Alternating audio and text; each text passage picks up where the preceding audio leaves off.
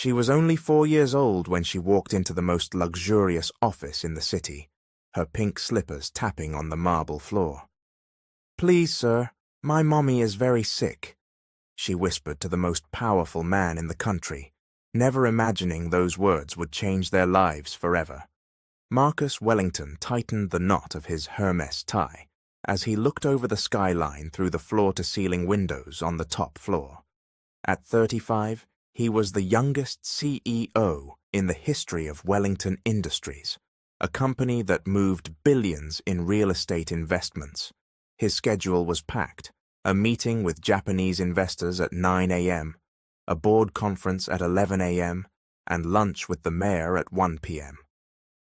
Everything meticulously planned, as always. The intercom buzzed. "Mr. Wellington, there's a situation at reception," said Amanda, his assistant, with a tightness in her voice Marcus rarely heard. "What kind of situation?" he asked, eyes still on the report spread across the mahogany desk. "It's a child, sir, a little girl. She's asking to speak with you." Marcus frowned. In 15 years of a blazing career, nothing like that had ever happened. A child. How had she even made it this far? Where were her parents? "We don't know, sir. She says she needs to talk to the most important man in the building. Security isn't sure what to do." Marcus exhaled. He did not have time for this. His morning was tight and any interruption could throw off the entire day, but there was something in Amanda's voice that made him hesitate. "Send her up," he said, surprising himself. 5 minutes later, the office door opened and Marcus saw something he never expected to see in that corporate setting. A little girl with blonde curls, wearing a simple blue dress and worn pink shoes. She couldn't have been more than 4, yet her big blue eyes held a seriousness that didn't fit her age. She stopped at the threshold, clearly intimidated by the size of the office. Marcus watched as she looked around, taking in the art on the walls, the clean lines of the furniture, the sweeping view of the city. When their eyes met, she squared her small shoulders with a determination that impressed him. "Are you the most important man here?" she asked, her small voice echoing in the quiet room. Marcus stood, not entirely sure how to handle the moment. "Me? Yes, I suppose so. What's your name?" "Emma," she answered, taking careful steps toward the desk. "Emma Rodriguez. My mommy works downstairs on the cleaning crew." The name sounded familiar, but Marcus couldn't place it. He had over 500 employees and rarely interacted with the overnight cleaning staff. They came in after hours, when he had already gone home. "And what are you doing here, Emma? Where is your mother?" The girl's eyes filled with tears, but she fought not to cry. "She's at the hospital. She's really sick. Aunt Carmen said there isn't money for the medicine she needs." Something tightened in Marcus's chest. He walked around the desk and crouched so he could look her in the eye. "Did you come here by yourself?" Emma nodded and wiped her nose on the sleeve of her dress. "I heard Aunt Carmen say you're very rich and you can help anyone. So I thought maybe you could help my mommy." The simplicity of a child's logic left Marcus speechless. A 4-year-old had crossed half the downtown, entered one of the most secure buildings in the city, and made it all the way to the top floor because she believed he could save her mother. "Emma, how did you get here? It's far from your home." "I took the bus," she said proudly. "I know the number. Mommy taught me in case I got lost, and I asked people where the Wellington building was." Marcus remembered his own childhood, when his mother was ill, and he felt powerless. But he'd been a middle-class boy with no means to do anything. Emma, on the other hand, had decided to ask for help in the most improbable place. "You were very brave, Emma. Do your parents know you're here?" "It's just me and Mommy," she answered softly. "And now Mommy is sleeping at the hospital and won't wake up. The doctor said she needs very expensive medicine." Marcus's heart squeezed. He looked at the little girl, so small and vulnerable, and yet so determined. In her eyes, he saw the same will that had driven him to build his empire, directed now at something much purer, saving the person she loved most. "What's your mother's name, Emma?" "Maria Rodriguez. She cleans the offices here at night. She always says she works for important people and needs to do a good job because important people help the city." Marcus finally made the connection. Maria Rodriguez. He'd seen the name on HR reports, but had never paid attention. To him, the cleaning staff had been numbers on a spreadsheet, part of operating costs. Now, looking at Emma, he realized each of those numbers represented a life, a family, a story. "Emma, are you hungry or thirsty?" She nodded timidly. Marcus called Amanda on the intercom and asked her to bring some things from the executive pantry. As they waited, he watched Emma take in the office with the curious eye of a child. "Do you work here all the time?" she asked, pointing at the paper-covered desk. "Almost all the time," Marcus answered, realizing how pathetic that sounded when said to a 4-year-old. "That must be tiring. Mommy always says working too much is bad for your health." The irony did not escape Marcus. A janitor working nights to support her daughter worried about his health, while he had never once worried about hers. Amanda arrived with sandwiches, fruit, and juice. Emma ate neatly, clearly trying to mind her manners even though she was starving. Marcus watched every gesture, every expression, and felt something shift inside him. "Emma, can you tell me more about your mom? How did she get sick?" The girl swallowed her bite before answering. "She started coughing a lot. First she said it was just a cold, but then it got worse. She couldn't go up the stairs without getting out of breath. Yesterday morning she fell in the bathroom and couldn't get up." A lump formed in Marcus's throat. "Were you alone with her?" "I called Aunt Carmen, who lives next door. She helped Mommy and called the ambulance. At the hospital, the doctor said Mommy has something in her lungs, but the medicine costs a lot of money." "How much money?" Emma paused and looked at him with hope. "Aunt Carmen said it's $15,000. She said it's more than Mommy makes in a whole year. $15,000. Marcus could spend that on a single dinner at a Michelin-starred restaurant. It was less than he paid for a suit. A trivial amount to him, but to a 4-year-old, it meant her mother's life. "Emma, do you know the name of the hospital where your mother is?" "St. Vincent Hospital. It's near our place." Marcus knew of the hospital, one of the strained public hospitals in the area, always overcrowded, always short on resources. He picked up the phone and called his personal assistant. "Robert, I need you at St. Vincent Hospital right now. Look for a patient named Maria Rodriguez. I want a full report on her condition and the treatment she needs. And Robert, tell them all expenses will be covered by Wellington Industries." Emma stopped eating, eyes wide. "You're going to help my mommy?" Marcus looked at the small child who had crossed the whole city on nothing but the hope that a stranger would have compassion. "Yes, Emma, I'm going to help your mother." For the first time since she'd stepped into the office, Emma smiled, and it was the most beautiful smile Marcus had ever seen. Robert returned 3 hours later with a report that unsettled Marcus. Maria Rodriguez had severe pneumonia, complicated by malnutrition and exhaustion. The doctors said she had been working sick for weeks, refusing treatment because she couldn't risk losing her job. "Mr. Wellington," Robert added, clearly uncomfortable, "there's something else you should know. I spoke with the hospital social worker. Ms. Rodriguez is holding down 3 jobs to support her daughter overnights here at Wellington Industries, afternoons at a law firm, and weekends cleaning a private home."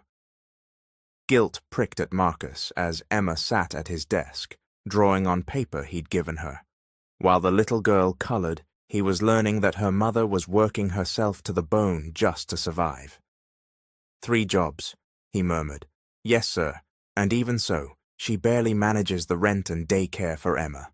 The social worker said the little girl is sometimes left alone because her mother can't afford a sitter. Marcus looked at Emma, focused on her drawing. How could a 4-year-old be so mature and so responsible? She'd come here alone, crossing the city to find help for her mother. How many other children were facing similar situations? Robert, I want you to review every member of our cleaning staff. I want to know about their living conditions, their families, their needs, and I want the report by the end of the week. Yes, sir, but may I ask why? Marcus didn't answer immediately. He was watching Emma, who had finished her drawing and was walking toward him with a shy smile. I made you a picture, she said, holding out the paper. Marcus took it and his heart clenched.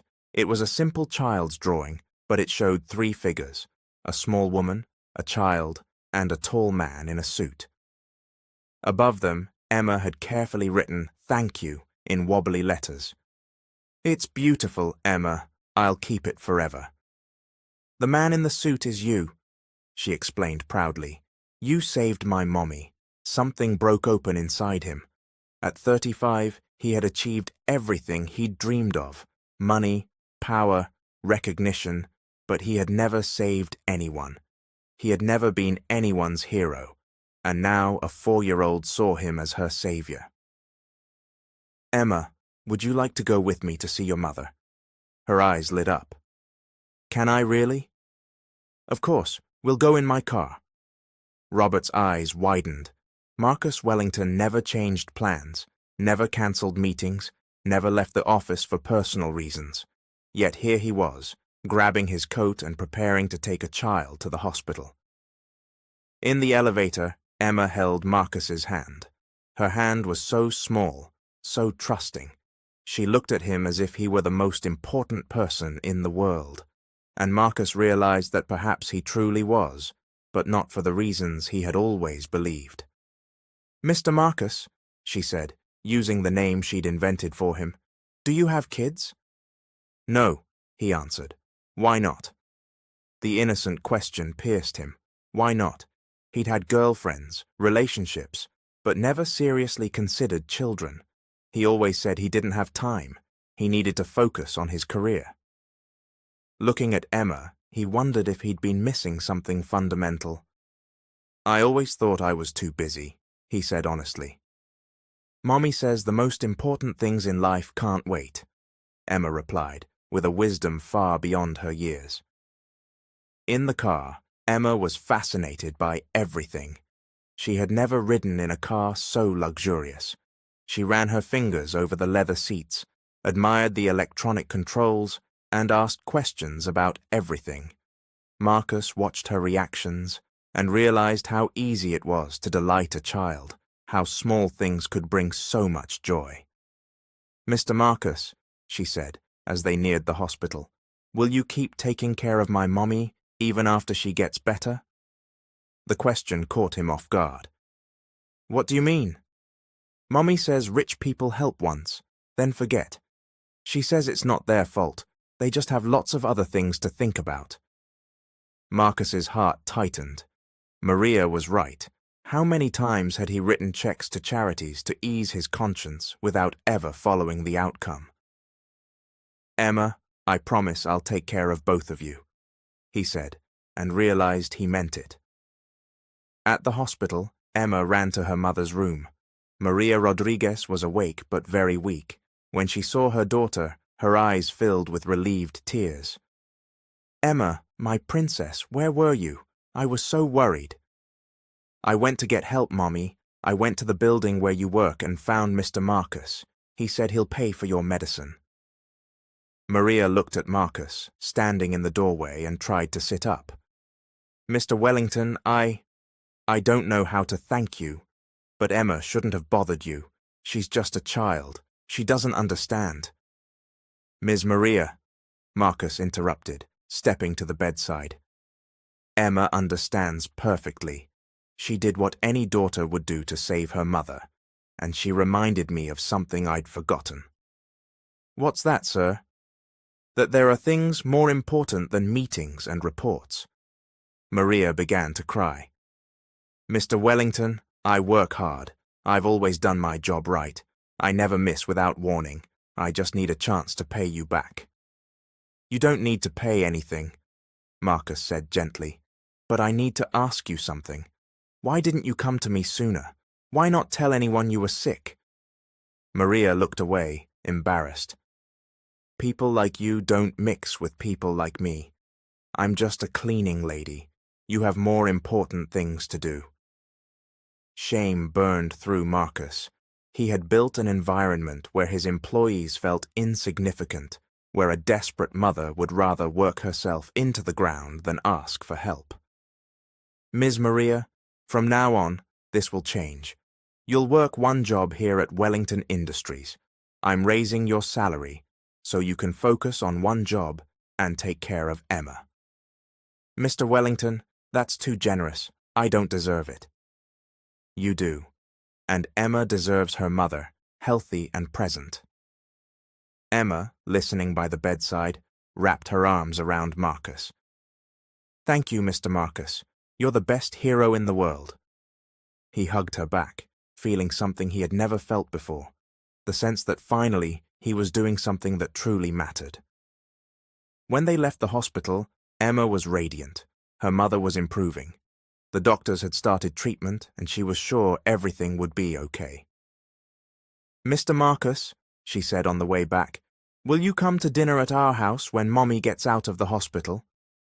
I'd love to, Marcus answered, and realized he meant it. I'll ask her to make your favorite dish. What is it? Marcus hesitated. For years he had eaten only at expensive restaurants, sophisticated dishes costing more than many people's monthly pay, yet none truly made him happy. You can surprise me, he said. Emma smiled. Mommy makes the best rice and beans in the world, and chocolate cake too. You'll see rice and beans and chocolate cake. Marcus hadn't eaten that in years, but for the first time in a long time, he was eager for a meal. In the days that followed, Marcus found it impossible to return to business as usual. Emma had planted a seed of change in his life. He couldn't stop thinking about the reality she had revealed. Each time he passed the janitorial corridor, he noticed faces, stories, needs. Robert delivered the report on the cleaning staff, and the numbers were staggering. Over 60% worked multiple jobs. Most earned barely above minimum wage per hour. Many had young children left alone at home or in precarious daycares. Mr. Wellington, Robert said, handing over a folder with photographs. This is the report you asked for, but I should warn you, some stories are hard to read. Marcus opened the folder and saw photos of cramped apartments, children playing on cracked sidewalks, entire families living in a single room. Each photo had a name, a story, a life he had never considered. Joseph Silver, 45, employed here for 8 years, 3 children and a sick wife. He worked weekends as a mechanic. The youngest, 6 years old, watched the baby when he was on shift. Marcus stopped at the photo of a girl, Emma's age, too serious for 6, holding a baby on her hip. A 6-year-old caring for infants. Yes, sir, Robert said. It's more common than we imagine. Anna Santos, 38, single mother of 2, cleans here overnight, works at a hospital during the day, and sells candy on the subway on weekends. The kids are alone most of the time. Each story hit Marcus like a punch. How had he been blind for so long? How had he built an empire without ever seeing the people who literally cleaned the path to his success? The phone rang. The hospital reported that Maria Rodriguez was doing well and would be discharged the next day. Marcus felt joy disproportionate to the news. He had helped save a life, changed a family's future. It felt better than any deal he had ever closed. Robert, schedule a meeting with the entire cleaning staff. I want to meet every one of them in person. Sir, they work overnight. Then schedule it overnight. I'll be here. Robert looked at him as if he'd lost his mind. Marcus Wellington never stayed past 8. He had never spoken with janitorial employees, never shown interest in the lives of the people he considered operations. But Marcus had changed, and it had all begun with a 4-year-old girl, brave enough to ask for help. The next night, Marcus was at the office at 11, waiting for the cleaning crew.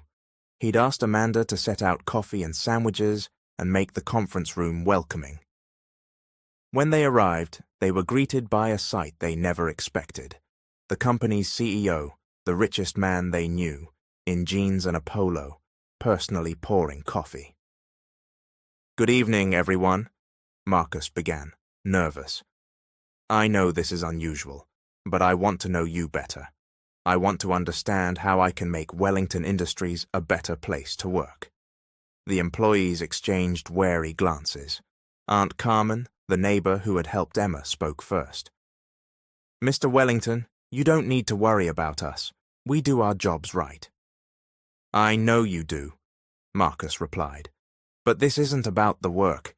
It's about you as people, your families, your dreams, your needs." Joseph Silver cleared his throat. "With all due respect, sir, people like us don't usually have dreams. We survive." The sentence hit Marcus like a slap. "What if I told you that could change?" "How?"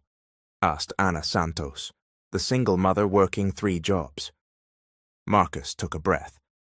"First, I'm raising everyone's wages not a little, significantly enough that you won't need 2nd or 3rd jobs." A murmur of disbelief rippled through the room. "Second, we're opening an on-site daycare free for every employee's children." Aunt Carmen's voice trembled. "That's too generous, sir. Why?" Marcus thought of Emma, her courage, her unshakable belief that he could help. "Because a 4-year-old taught me that success means nothing if it isn't shared." Anna began to cry. "My kids, they could have a real childhood." "Every child deserves a real childhood," Marcus said. The meeting stretched until nearly 3 in the morning. Marcus heard story after story that broke his heart. He met people who had worked for him for years, but whom he had never seen as human beings. Each story made him more determined to change not only their lives, but the way his company functioned. The next day, he went to pick up Emma from a neighbor's apartment where she'd stayed while Maria recovered. It was a small place in an old building, a world away from his life of luxury. "Mr. Marcus," Emma cried, running to hug him, "Mommy is coming home today."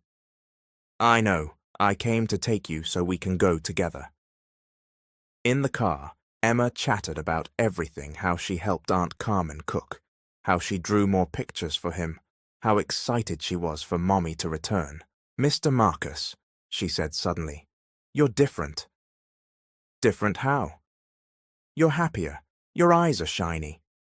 He checked the rearview mirror and saw his own face. She was right. For the first time in years, he felt alive with purpose. "It's because I met you," he said honestly.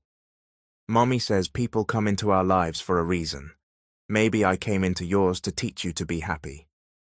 Emma's wisdom kept surprising him. "What else does your mommy say?" "She says God puts angels in our path when we need them most. Maybe you're our family's angel." Tears stung his eyes. He, the pragmatic executive, was being called an angel by a 4-year-old. At the hospital, Maria was dressed and ready to go. When she saw Marcus, she stood immediately. "Mr. Wellington, how can I thank you? But I need to get back to work. I have bills to pay." "Please don't worry about that. Your new salary at Wellington will cover what you need, but only come back when you're fully recovered, and only to the one job." Maria began to cry again. "I don't understand why you're doing this for us." Marcus looked at Emma, holding her mother's hand with a radiant smile.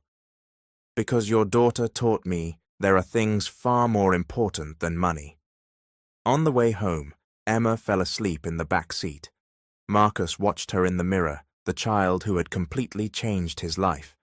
3 days earlier, She had walked into his office a stranger. Now he couldn't imagine his life without her. "Mr. Wellington," Maria said softly, "Emma has talked so much about you. She says you're the kindest man in the world." "She's the one who taught me to be kind," Marcus replied. "May I ask something personal?" "Of course."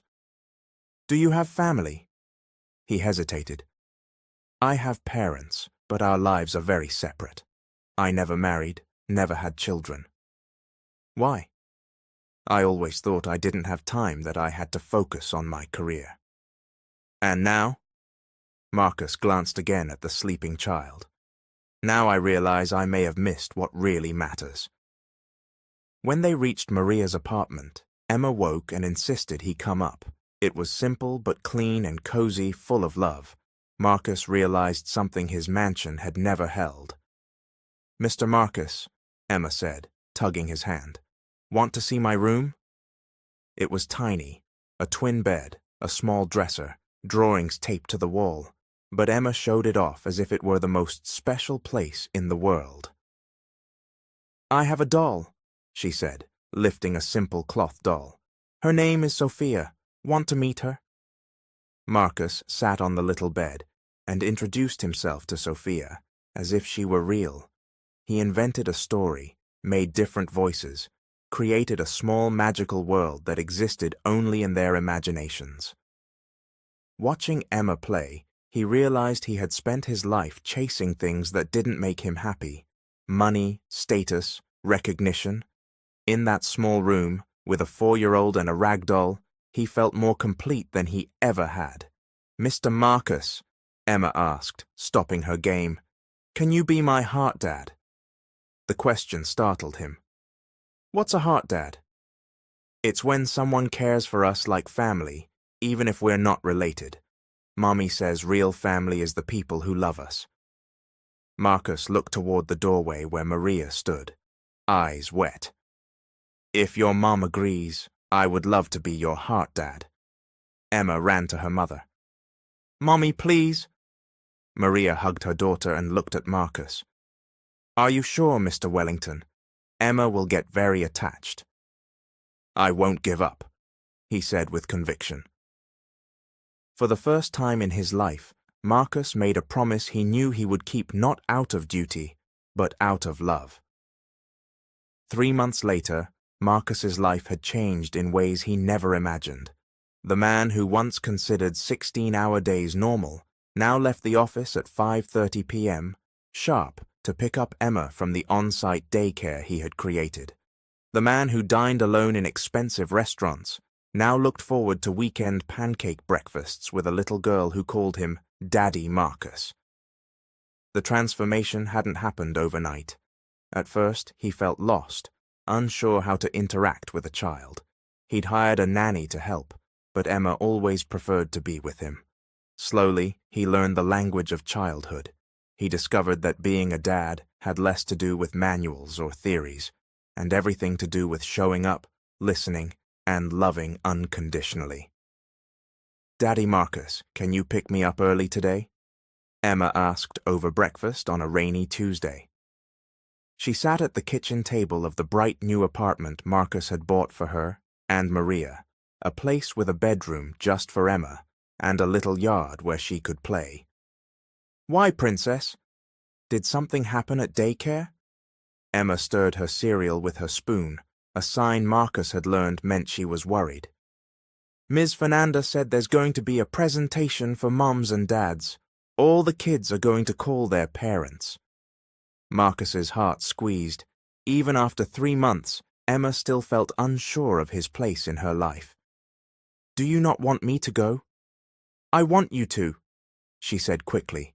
"But what if the other kids ask why my daddy isn't like their daddies?" Marcus knelt next to her chair, as he'd learned to do when they needed to talk about important things. "Emma, what do you think makes someone a parent?" "Loving us," she answered without hesitation. "Exactly. Do I love you?" "You do." "Then I'm your real dad no matter what anyone thinks." Emma smiled and hugged him tight. "You're the best dad in the world, Daddy Marcus.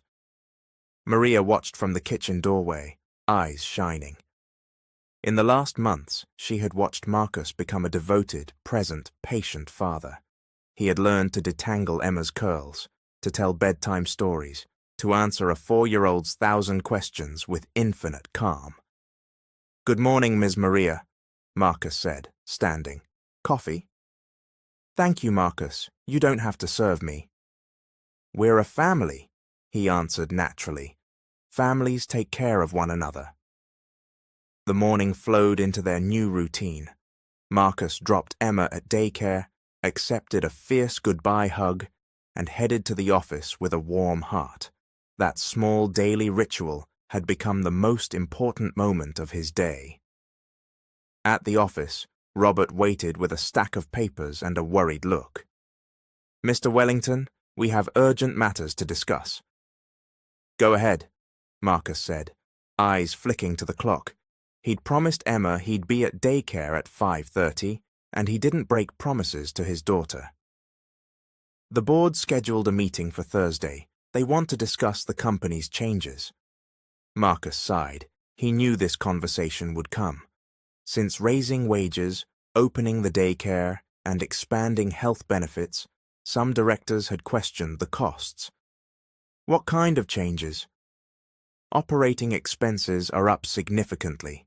Some directors are worried about profit impact. "Robert, do you have kids?" The question caught Robert off guard. "Yes, sir, too." "Could you work calmly, knowing they're alone at home or stuck in a bad daycare while you're here?" "No, sir." "Then you understand why our teams work better now. When people know their children are safe, they perform." Robert nodded, still uneasy. "Sir, I agree with the changes, but you need to prepare. Some directors are asking whether your recent decisions are based on business logic or what? Or personal factors." Marcus understood. They wondered whether Emma had affected his judgment. Perhaps she had, but if that meant becoming a more humane leader, a more conscious businessman, he didn't see a problem. "Schedule the meeting for Thursday at 2. I'll be ready." The rest of the day flew by as Marcus reviewed numbers, prepared his case, and planned how to explain that treating employees like human beings was sound business strategy. At 5:30 on the dot, he was at daycare. Emma ran to him as always, but this time something was different in her face. "Daddy Marcus, are you sad?" Her perception never failed to amaze him. "A little worried, Princess, but it's nothing serious." "Is it about work?" "How do you know?" "Because when work worries you, you do this," she said, furrowing her brow exactly the way he did when deep in thought. He laughed and scooped her up. "You know me very well." "I do, and I know you're the best at work, so you don't have to worry." Her unshakable faith in him moved him every time. "Thank you, Princess. You always know what to say." On the drive home, Emma chattered about her day. She learned a new song, drew a picture of the whole family, helped a younger child who scraped a knee. Marcus listened, marveling at her ability to find joy in small things.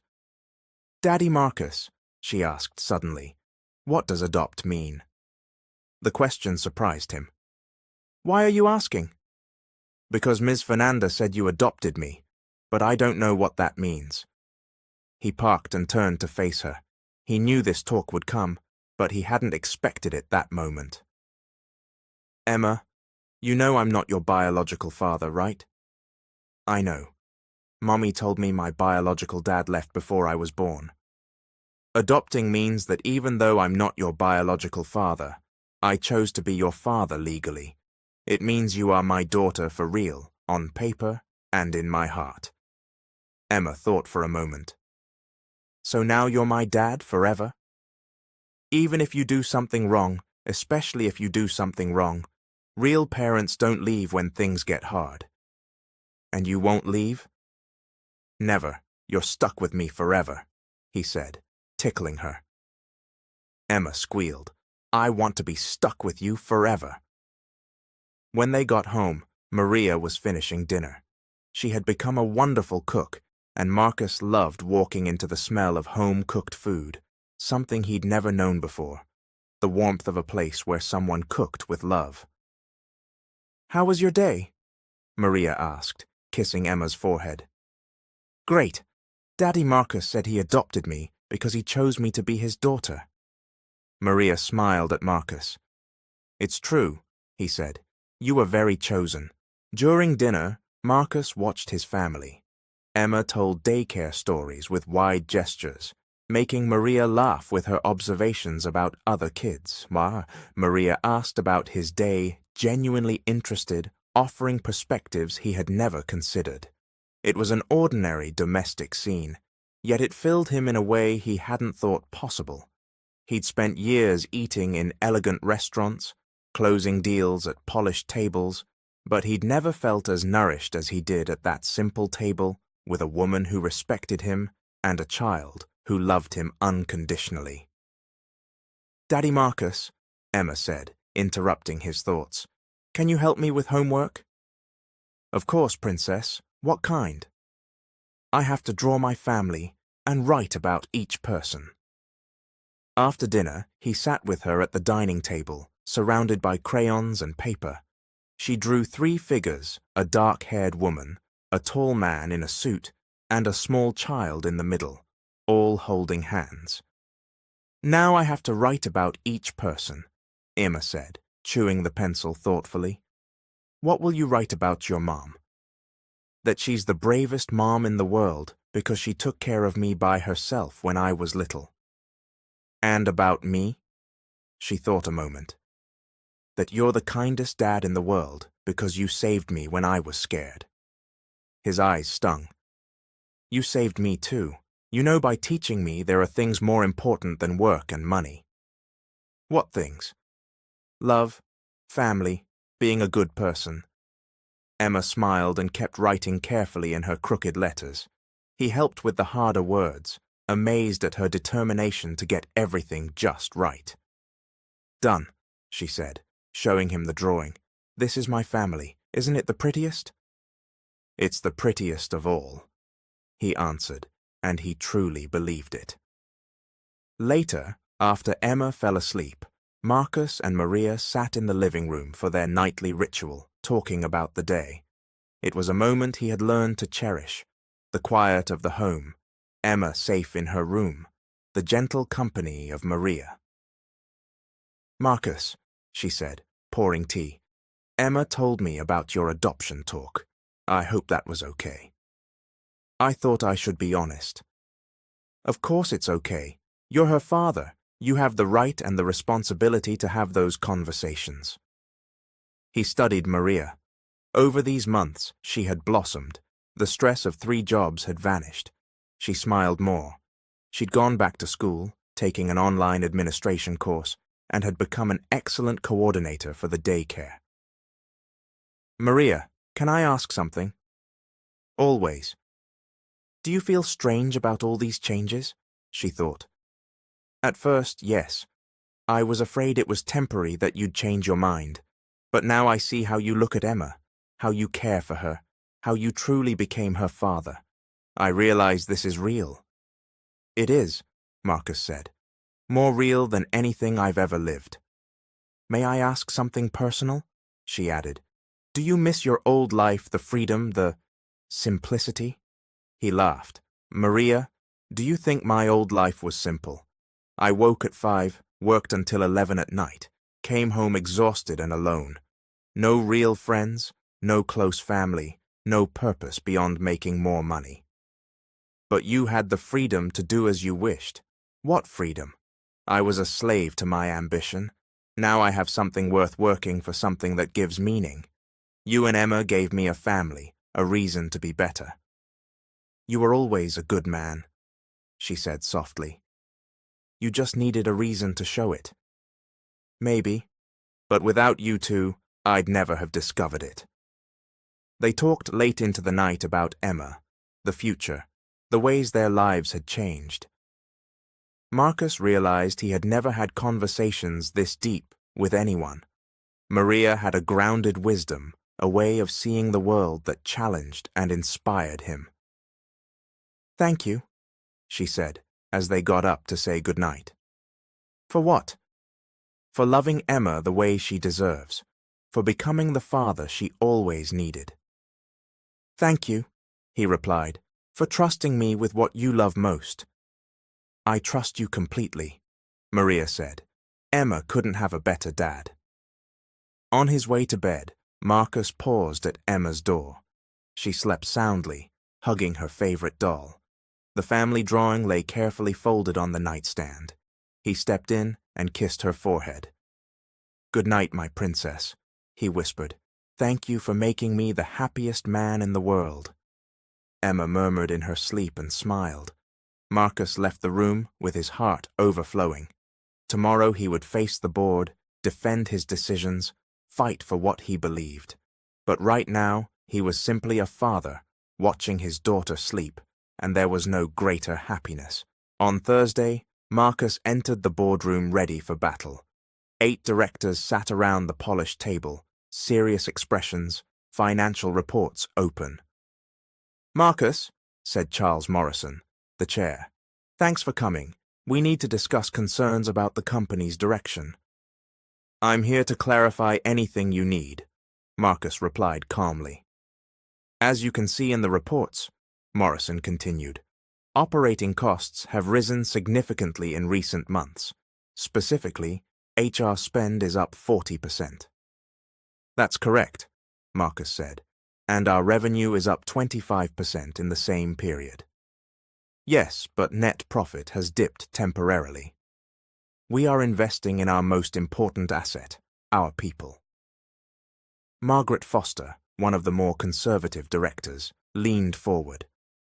"Marcus, we understand you want to be a good boss, but our responsibility is to shareholders, not employees." "With respect, Margaret, our responsibility is to the company's long-term success. Satisfied employees are essential to that success." "Daycare, premium health plans. These are costs that don't justify themselves financially." Marcus thought of Emma, of Maria, of the employees whose lives had changed. "Let me tell you a story," he said. He told them about Emma, the 4-year-old who had opened his eyes. He told them about Maria, her 3 jobs, her exhaustion. He told them how he had finally seen that his employees were people, not cells in a spreadsheet. "Since we implemented these changes," Marcus concluded, "productivity is up, turnover is down dramatically, and our market reputation has improved significantly. Profit will recover. We're building a foundation for sustainable growth." Morrison studied him. "Are you sure these decisions are based on business logic?" "I'm sure they're the right decisions," Marcus answered firmly. The meeting dragged on for 2 hours as he defended every change, every investment, every choice. In the end, the board gave him 6 months to prove the approach was financially viable. When Marcus left the room, it was nearly 6. He had missed pickups, something that had never happened. He called quickly. "Maria, I'm so sorry. I'm late. Can I come get Emma now?" "It's okay, Marcus. She's here with me at the daycare playing, but she was worried and asked where you were." His heart clenched. "I'm on my way." When he arrived, Emma sat by the window, staring out. When she saw him, her face lit up, but he could tell she had been crying. "Daddy Marcus," she ran to him. "I'm sorry, Princess. Daddy was late at work." "I thought you forgot me," she said in a small voice. He knelt and hugged her tight. "Emma, listen to me. I will never ever forget you. Sometimes Daddy might be late, but I will not forget. Promise?" "Promise." "You are the most important thing in my life." She smiled, and Marcus realized that the board meeting had been irrelevant compared with this. Emma was his priority, his family was his priority, and he would never let work get in the way again. "Let's go home, Princess. We've got dinner to make." "Can I help?" "Of course. We're a team." As they drove, Marcus knew he had made the right choice. No matter what the board thought, no matter if some profits were sacrificed, he had found something more valuable than money. A family who loved him for who he was, not what he had. And for that family, he would face anything. 6 months after that tense board meeting, Marcus sat in his office, reviewing the most impressive financials he'd ever seen. Wellington Industries had not only recovered profit, it had broken records. Productivity was up 60%. Employee turnover had dropped to nearly zero. The company had won 3 corporate social responsibility awards. "Robert," Marcus called over the intercom, "can you step in?" Robert entered, grinning. "Mr. Wellington, I assume this is about the numbers." "Exactly. These are the best results in company history." "Yes, sir. And one more thing, Forbes wants to feature Wellington's transformation. They're calling it the miracle of corporate humanization." Marcus smiled, eyes already on the clock. 5:15. In 15 minutes, he would be at daycare to pick up Emma, as he did every day. That ritual had become sacred. "Can you schedule the interview for after 6:30? "Of course, sir. May I ask what's the 5:30 commitment?" "Picking up my daughter." Robert smiled. After 6 months, the whole company was used to Marcus's new routine. He arrived earlier, worked more efficiently, and left on time to be with Emma, paradoxically more productive than ever. "Mr. Wellington," Robert said, "can I say something personal?" "Go ahead." "When you first arrived with Emma that day, many of us thought it was a phase that you'd lose interest when you realized how much work a child is." Marcus lifted an eyebrow. "And now?" "Now we see Emma didn't just change your life. She changed the company, the way we treat employees, how we see our work, what success means. Emma has that gift," Marcus said, pride swelling. "She sees the world in a way that makes all of us want to be better." Marcus reached daycare at 5:30, exactly, as always. But today was different. Emma didn't run to him. She sat in a corner, hugging her doll, looking unusually sad. "Emma," he said softly, "what happened, princess?" She looked up with red, tear-rimmed eyes. "Daddy Marcus, Ms. Fernanda said I have to change daycare." His heart stopped. "Why?" "Because I'm turning 5 and this daycare is only for little kids. She said now I have to go to real school." Relief mixed with melancholy. Emma was growing. His little 4-year-old was becoming 5, and that meant change. "Emma, going to school is a good thing. You'll learn new things and make new friends." "But I don't want to leave here," she sobbed. "I like Ms. Fernanda. I like my friends. I like being close to your work."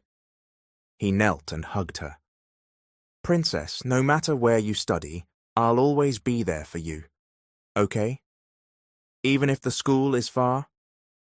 Even if it's far, even when you grow up, I'll still be your dad." She calmed a little. "Will you help me choose my school?" "Of course. We'll pick the best one in the world for you." In the days that followed, Marcus researched the city's best schools. He toured dozens, spoke with principals, observed teaching styles. Emma had different criteria.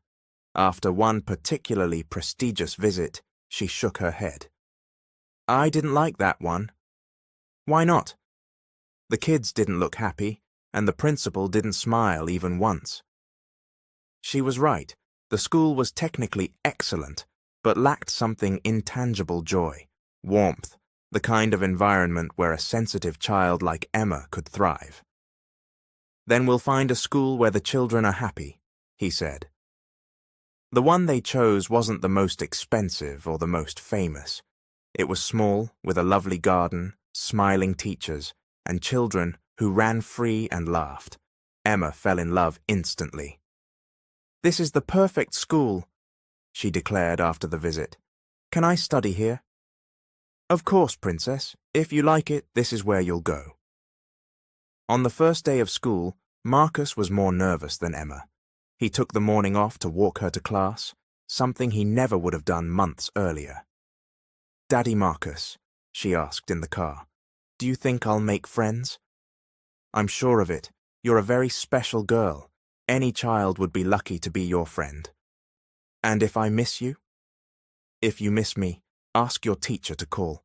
I'll come get you right away." Emma smiled. "Thank you for being the best dad in the world." His eyes burned. "Thank you for letting me be your dad." Emma adapted quickly. She made friends, impressed her teachers with her maturity and sensitivity, and especially stood out in art. Every day she came home with drawings, stories, and animated accounts of her day. "Daddy Marcus," she said one afternoon, "my teacher says I draw really well. She wants me in the exhibit." "That's wonderful. Of course you can. Can I make a special drawing for it?" "Of course. What kind?" She thought. "I want to draw our family, but not just us three. Our big family." "A big family?" "Yes. You, me, Mommy, Aunt Carmen, Mr. Robert, Ms. Fernanda, all the friends from daycare, the employees you helped. We're all one big family." Marcus was moved by her perspective. For Emma, family wasn't just blood or legal papers, it was all the people who cared for each other. "That's a beautiful idea. I can't wait to see it." The school exhibit was set for a Friday evening. Marcus cancelled an important meeting to be there. When he arrived, Emma was radiant in a new dress Maria had bought for the occasion. "Daddy Marcus, come see." Emma's drawing filled a wall. It was a child's artwork, but loaded with meaning. At the center were Emma, Marcus, and Maria, hand in hand. Around them, dozens of figures, company employees, daycare children, teachers, neighbors, everyone smiling, connected by lines Emma said represented love. "Emma," Marcus said, voice thick, "this is the most beautiful drawing I've ever seen. Do you really like it?" "I love it. You're right, we do have a very big family." Other parents gathered, impressed by her sensitivity. "Is she your daughter?" one mother asked. "Yes," Marcus said with pride. "Emma is my daughter. She's very talented and very mature for her age." "She's special," he agreed. "She teaches me something new every day." Emma's teacher approached. "Mr. Wellington, may I speak with you?" "Of course." "Emma told me how you became a family. It's a beautiful story." "It's the best story of my life," he said. "I can also say Emma is one of the most remarkable children I've ever taught. She has a unique gift for seeing the good in people, for connecting, for spreading joy." "She's always been that way," Marcus replied, watching Emma explain her drawing to classmates. "Since the first day I met her." "How does it feel to be her father?" the teacher asked. "It must be a huge responsibility," Marcus considered. "It's the most important responsibility of my life, and the purest joy. She didn't just make me a father, she made me a better man." "It shows," the teacher said. "She speaks of you with so much love and pride." "I'm the one who's proud of her," he answered. "She's brave, kind, and smart, everything I aspire to be." After the exhibit, they celebrated with dinner out. Emma was glowing, talking non-stop about the evening, the compliments, her happiness. "Daddy Marcus," she asked mid-meal, "do you remember when I was little and went to your office?" He smiled. "How could I forget? It was the most important day of my life." "Why?" "Because it's the day I met you, the day I learned there was something more important than work." "I remember too," Emma said. "I was very scared, but you were kind to me." "You weren't scared," he corrected gently. "You were the bravest person I'd ever met. I just wanted to save Mommy."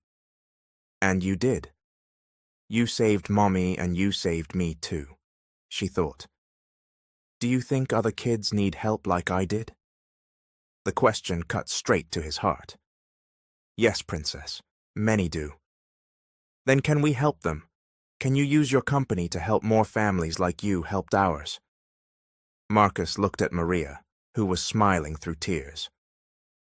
Emma's sensitivity surprised everyone, every time. You know what? That's a very good idea. How about we create a foundation to help other children? Emma's eyes lit up. Can it be the Emma Foundation? The Emma Foundation it is, Marcus said. We'll help kids going through what you went through. And families like ours, Emma added, looking at Maria. In the months that followed, Marcus worked tirelessly to launch the Emma Foundation, an ambitious project offering support for vulnerable families, free early childhood care, education programs, and medical assistance. Emma took part in every step, offering insights only a child could. Daddy Marcus, she said during one planning meeting, there has to be a place for kids to play. Of course, Princess, we'll have play areas. And there have to be kind people working there, people who really like kids. We'll hire people who love working with children. And, Daddy Marcus? Yes? Can there be a piano so kids can learn music? Marcus smiled. Yes, music matters. They chose the foundation's opening to fall on the first anniversary of the day Emma had walked into Marcus's office, a symbolic date marking a transformation that changed not only their lives, but hundreds of others. On the day of the inauguration, Marcus was nervous. There were journalists, community leaders, business owners, and scores of families who would benefit. But the person he most wanted to impress was Emma. Daddy Marcus, she said, straightening his tie, you look handsome. Thank you, Princess. You look beautiful. I'm nervous, she admitted. Why? There are a lot of people. What if I say something wrong? He knelt. You don't have to say anything if you don't want to, but if you do, just speak from your heart like you always do. I'll be right beside you. The ceremony was moving. Marcus spoke about transforming the company, about the importance of caring for employees, about how a small child had changed his idea of success. But the most touching moment came when Emma stepped up to the microphone. Hi, she said, her small voice filling the hall. My name is Emma, and this foundation has my name. The audience smiled at her ease. One day my mommy got sick and I was really scared. So I went to Daddy Marcus's office and asked him to help. He helped, and now we're a family. She paused, looking at Marcus, who stood beside her with tears in his eyes. This foundation is for other kids who are scared like I was, so they know there's always someone who can help, so they know they're not alone. The hall fell silent. Many adults cried openly. And I want to say to all the kids here, you are special, you are loved, and never be afraid to ask for help when you need it. The ovation was spontaneous and full of feeling. Emma spoke for only a few minutes, but her words reached people in a way no polished speech could. Later, after the guests left, Marcus, Emma, and Maria sat in the foundation's garden. Emma played with other children, her laughter ringing across the lawn. Marcus, Maria said, do you realize what you've done? I didn't do this alone, he answered. Emma started it. She planted the seed, but you made it grow. Marcus watched Emma, radiant with joy. Maria, can I ask something? Always. Are you happy with all these changes? Maria smiled. 2 years ago, I worked 3 jobs. I could barely pay rent and Emma was alone most of the time. Today I have a job I love, a beautiful home, and my daughter has a father who adores her. How could I not be happy? Even with the attention, the publicity? At the end of the day, we're just a family that loves one another, and that's what matters. Emma ran over, breathless from play. Daddy Marcus, Mommy, come play with us. We're coming, Princess, Marcus said, standing. Emma squeezed his hand. Thank you. For what? For listening to me that day, for helping me, for becoming my dad. He knelt and hugged her tightly. Thank you for being brave enough to find me. Thank you for teaching me what true love is.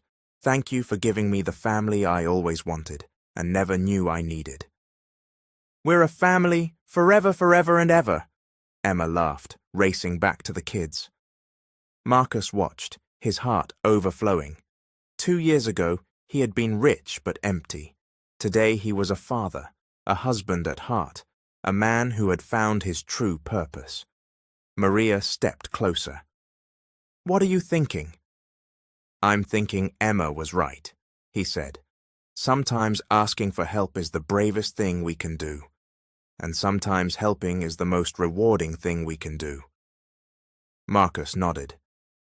Emma taught me that success isn't measured by what we accumulate, but by what we share, not by what we conquer, but by what we build, not by what we own, but by whom we love. She's a very special girl, Maria said. She's our special girl, Marcus corrected. Our daughter, our family, our life. The sun sank, painting the sky gold. Emma kept playing, her laughter blending with the others, a symphony of joy echoing through the garden. Marcus realized he had found something he hadn't known he was seeking, the complete peace of being exactly where he should be, doing exactly what he should do, loving exactly whom he should love. Daddy Marcus! Emma shouted from across the lawn. Come here, I want to show you something. He grinned and ran to her. Coming, princess! As he sprinted toward his daughter, Marcus thought about the journey they had taken together. It had begun with a brave 4-year-old who believed a stranger could save her mother, and it continued with a family who saved one another, a foundation that would help hundreds more, and a man who finally understood that true success wasn't conquering the world, but winning the heart of a child. She waited for him with a radiant smile, arms open for another hug. He scooped her up and spun her, both of them laughing, while Maria watched with tears of joy. And there, in that perfect moment, Marcus knew he had found everything he had ever searched for. A family who loved him for who he was, a purpose beyond profits and trophies, and a love that would last forever. Little Emma had entered his life like a whirlwind of hope, transforming not only his destiny, but the destinies of hundreds of others. And he knew that no matter what the future held, they would face it together, as a true family, because some stories don't end. They simply begin. The end. This is Mr. Hope. Thank you for watching. Kindly comment and like.